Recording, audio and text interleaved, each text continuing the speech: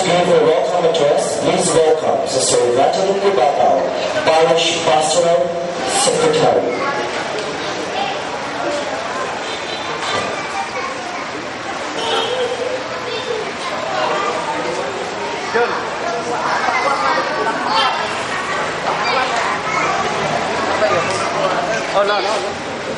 May gabi kanatong tanan.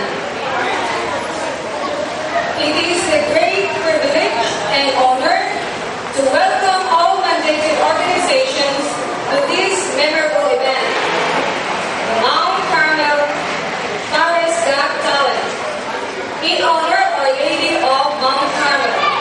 May the Almighty shower us all His blessings and all the graces to make this event a very memorable and meaningful one for all of us.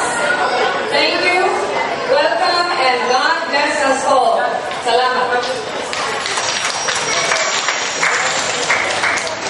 To give us a special message, please welcome Reverend Father Christopher V. Gaspar, OER, Parochial Vicar.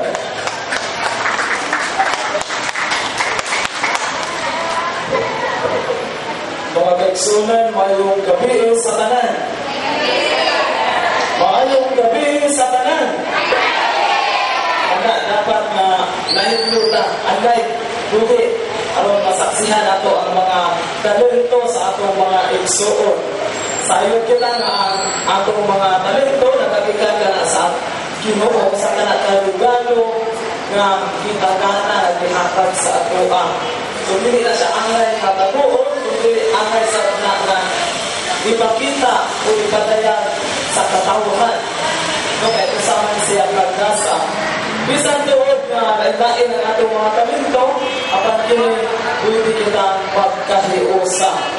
So karon sa angay sa ni ipakita, angay pasalamat sa Ginoo sa atong mahal na Birhen nga ano na kita basto o kaaptik sa panglawas. Pinaagi sa pagpakita nining mga regalo kayang gihatag na mao ang tagsa-tagsa nato ng mga talento. So hinaon na kini mahimo kining instrumento aron kita magkahiusa.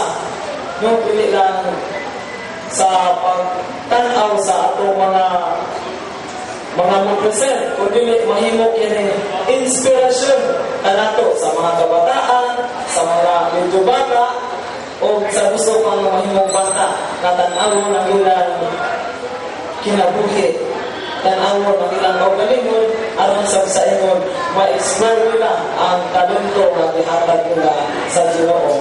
Maayong gabi sa o it's showtime.